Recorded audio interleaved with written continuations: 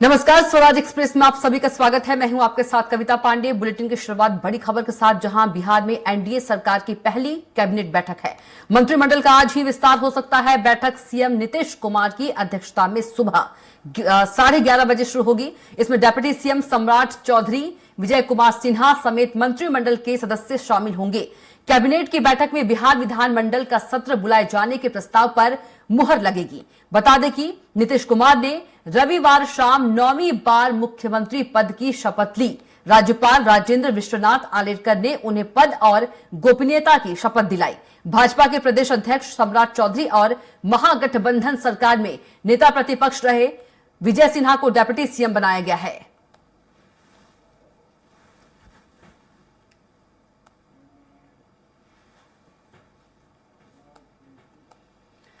वहीं परीक्षा पे चर्चा का 7वां संस्करण आज है। पीएम मोदी छात्रों को देंगे तनाव से दूर रहने के मंत्र।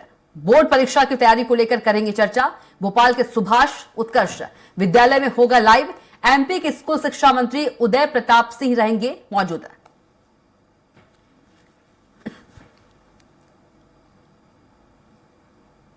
परीक्षा पे चर्चा का 7वां संस्करण आज। पीएम मोदी छात्रों को तनाव से दूर रहने का मंत्र देंगे। बोर्ड परीक्षा की तैयारी को लेकर पीएम मोदी बच्चों से चर्चा करेंगे। भोपाल के सुभाष उत्कर्ष विद्यालय में लाइव होगा।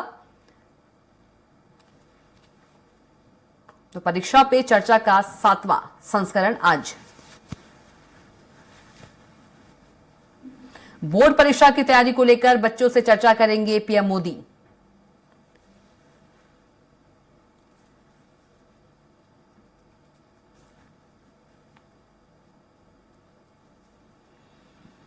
तो पीएम मोदी छात्रों को तनाव से दूर रहने का मंत्र देंगे। बोर्ड परीक्षा की तैयारी को लेकर करेंगे चर्चा।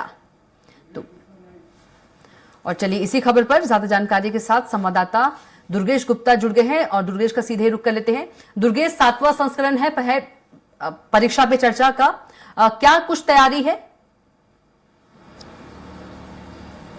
बिल्कुल स्पष्ट तौर से कविता, देखा जाए जिस तरीके से बोर्ड एग्जाम होने वाले हैं बच्चों के, और बोर्ड एग्जाम के ठीक पहले देश के प्रधानमंत्री नरेंद्र मोदी समस्त देश के छात्रों को, समस्त देश जो स्कूली छात्र हैं उनको परीक्षा का मंत्र देंगे। और इसी के साथ में सबसे अहम बात यह है कि देखा जाता है जिस तरीके से जो छात्र हैं बोर्ड एग्जाम की तैयारी कर रहे होते हैं और बच्चों में मानसिक तनाव ज्यादा आ जाता है, वे ज्यादा पढ़ाई को लेकर ज्यादा स्ट्रेस फील करते हैं, जिसकी वजह से उस स्ट्रेस से दूर करने के लिए, इस मानसिक तनाव को दूर करने के लिए देश के प्रधानमंत्री समस्त छात्रों को एक मैसेज देंगे, मंत्र देंगे कि किस तरीके से उनको परीक्षा की तैयारी करना है। और इसी के साथ में किसी भी प्रकार का बर्डन या किसी प्रकार की चिंता नहीं करना है। अगर किसी प्रकार से तैयारी नहीं हो पाती है तो कई बार ऐसी खबरें निकलकर सामने आती हैं कि बोर्ड एग्जाम अच्छे नहीं जाने से या बोर्ड एग्जाम का परिणाम जो आता है उन पर परिणाम अच्छे नहीं आने से, संतोषजनक परिणाम नहीं आने से कई बच्चे आत्महत्या तक जैसे कदम उठा लेते हैं। और इन सब चीजों से दूर करने के लिए देश के प्रधानमंत्री नरेंद्र मोदी आज परीक्षा का मंत्र देंगे। और इसी के तारतम्य में अगर मध्य प्रदेश की बात करें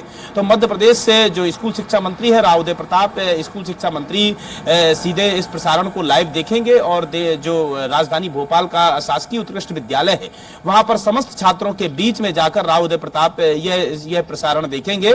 और इसी के साथ में मध्य प्रदेश के छात्रों को भी यह बताया जाएगा कि उनको परीक्षा की तैयारी किस तरह से करनी है और किसी भी प्रकार के मानसिक तनाव में रहकर या चिंता के साथ में परीक्षा की तैयारी नहीं करनी है। अगर बोर्ड एग्जाम की तैयारी नहीं हो पाई है, किसी प्रकार से उनके संतोषजनक तरीके से उनके परिणाम नहीं आते हैं, तो उस स्थिति में बच्चों को किस तरीके से अपने आप को बाहर निकालना है, उस डिप्रेशन से किस तरीके से बाहर निकालना है और डिप्रेशन में नहीं जाना है, इन तमाम विषयों पर परीक्षा के मंत्र पर यह चर्चा की जाएगी।